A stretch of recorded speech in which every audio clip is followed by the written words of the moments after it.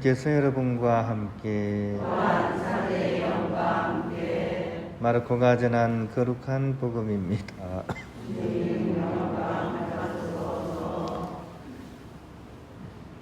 그때 예수님의 이름이 널리 알려져 마침내 헤로데 임금도 소문을 듣게 되었다. 사람들은 세례자 요한이 죽은 이들 가운데에서 되살아난 것이다. 그러니 그에게서 그런 기적의 힘이 일어나지 하고 말하였다. 그러나 어떤 이들은 그는 엘리야다 하는가 하면 또 어떤 이들은 옛 예언자들과 같은 예언자다 하였다.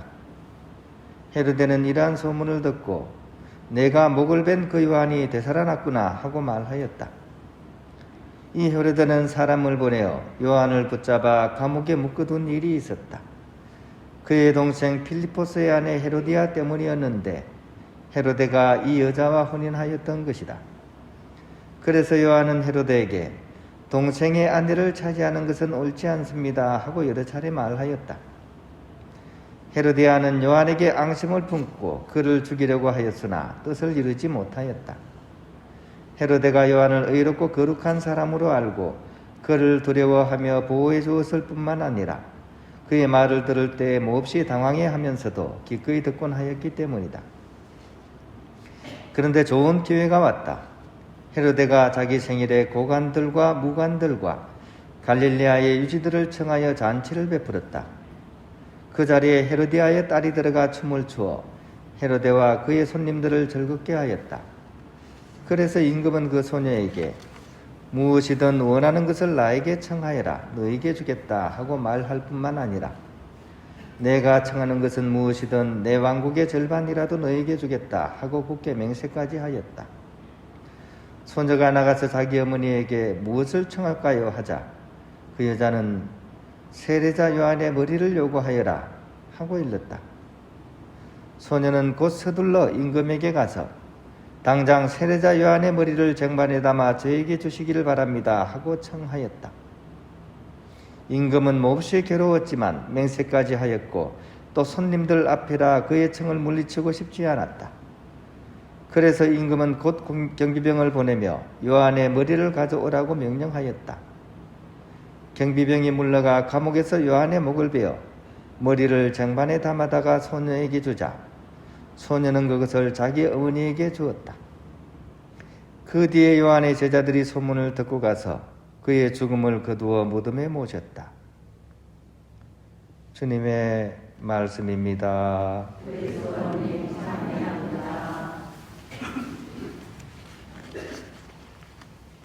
평안을 빕니다. 요즘 텔레비전 중에 육아 프로그램이 이렇게 좀 있죠. 특히 뭐 금쪽이 이야기 이런 것들은 많은 사람들이 즐겨보는 그런 프로그램입니다. 아이들이 크면서 뭐 좌충우돌하는 모습 또 이렇게 시행착오를 하는 그런 모습을 보여주면서 사람이 그냥 바로 쭉 성장하는 게 아니라 그런 과정을 거쳐서 이렇게 성장해가는 모습을 여실히 우리에게 보여주고 있습니다.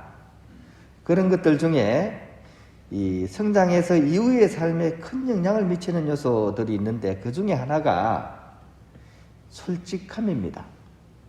솔직하고 정직함입니다. 그 잘못을 저지를 수는 있죠, 그죠? 아이들이 뭐 이렇게 막 장난치고 하다가 뭐 잘못을 저지를 수가 있어요. 근데 그 이후에 어떻게 하느냐가 그 아이에게 굉장히 큰 영향을 미친다는 거죠. 솔직하게 얘기하고 사과를 하고 그죠? 그러면 이 문제는 해결될 수 있죠. 실수한 거니까. 그리고 그 아이는 그 이렇게 자기 사과를 통해서 내적인 안정감과 또한 이렇게 성장을 이뤄갑니다. 자기가 잘못했더라도 이걸 용서를 구하고 이런 과정을 거쳐가지고 어떻게 이렇게 세상을 살아가야 되는지에 대한 그런 삶의 그 중요한 그런 요소를 배우게 되는 거죠. 근데 만약 그 잘못을 저지른 뒤에 그 순간을 모면하기 위해서 거짓말을 하면 또 그 거짓말은 또 다른 거짓말을 낳고 또 다른 거짓말을 나오면서 거짓말의 연속이 됩니다. 그죠? 결국 그 문제는 처음에는 작았던 문제가 나중에는 아주 커져 버리게 되죠. 그리고 이런 습관을 고치지 못하면 결국 어른이 되어서도 계속 그것을 반복하게 됩니다. 요즘 뉴스에 나오는 주된 내용들이 다 그런 내용들입니다. 우리나라의 국가 지도자라는 그런 지도층 사람들이 어떻게 보면 너무나 추한 모습을 보이면서 아이들보다 못한 그런 모습을 많이 보이고 있습니다. 근데 그 사람들은 권력이 있으니까 다른 방법을 써요.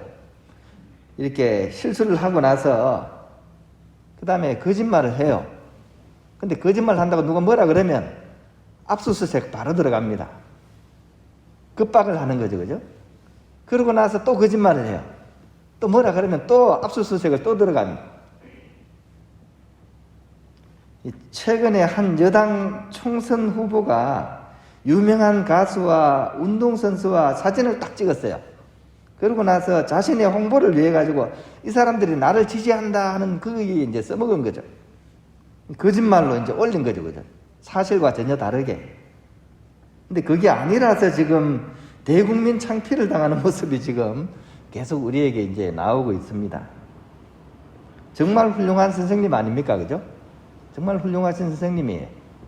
근데 제대로 된 선생님이 아니고 반면교사입니다. 반면교사. 반대의 모습을 보이면서 우리로 하여금 저렇게 해서는 안 되겠구나 하는 것을 알려주는 그런 선생님이 되어버렸습니다. 오늘 복음도 자신의 잘못을 계속 덮으려는 한 사람의 이야기입니다. 헤로데가 바로 그 주인공입니다. 자신의 죄를 알면서도 솔직하지 못하고 요리조리 피하면서 다른 길을 계속 찾고 있습니다. 결국 그에게 정직함을 요구하는 그런 세례자 요한이 마음속에 굉장히 불편했고 또 그 불편함을 없애기 위해서 정말 비겁한 방식으로 요한을 제거합니다. 하지만 그 불안함은 결코 사라지지 않았고 이렇게 예수님에 대한 소문이 들리자 다시 두려움에 빠져드는 그런 헤로데의 모습이 이렇게 오늘 복음에 나오고 있습니다. 그리고 결국 이 헤로데는 나중에 파국으로서 이제 자기 삶을 마감하게 됩니다. 여기 복음에 나오는 헤로데는 절대 권력을 지녔죠, 그죠? 그래서 다른 사람들에게는 용감한 척합니다. 내가 무슨 일이든 다 할 수 있다 이렇게 얘기를 합니다. 하지만 자기 자신에게는 한없이 나약했던 사람에 불과합니다. 그러므로 헤로데도 또한 아주 훌륭한 선생님입니다. 이 또한 반면교사죠. 이렇게 해서는 안 된다는 것을 우리에게 보여주는 그런 선생님입니다. 진정한 용기는 외적으로 발휘되는 그런 힘이 아니라 내적인 겸손과 믿음을 통해서 드러나게 되는 것이라고 우리가 기억하면 좋겠습니다. 그러므로 남을 이기는 사람이 훌륭한 사람이 아니라 자기 자신을 이기는 사람이 진정으로 훌륭한 사람이라는 사실을 우리가 꼭 기억했으면 좋겠습니다. 그런 사람이 진짜 큰 영웅입니다. 대웅입니다. 대웅. 그런 영웅이 사는 집을 대웅전이라고 부릅니다. 우리 산에 올라가서 절에 들어가면 가장 중요한 건물에 뭐라고 적혔습니까? 대웅전이라고 적혔죠. 거기는 자기 자신을 이긴 사람이 있는 가장 훌륭한 영웅이 사는 집이다 해서 대웅전입니다. 그런 의미에서 내가 사는 내 방, 내가 사는 내 집이 바로 그런 대웅전이 될 수 있었으면 좋겠습니다. 남을 이기는 것이 아니라 솔직함과 또 겸손과 사랑으로서 진정으로 자신을 이기는 사람, 그런 사람이 우리가 될 수 있었으면 좋겠습니다.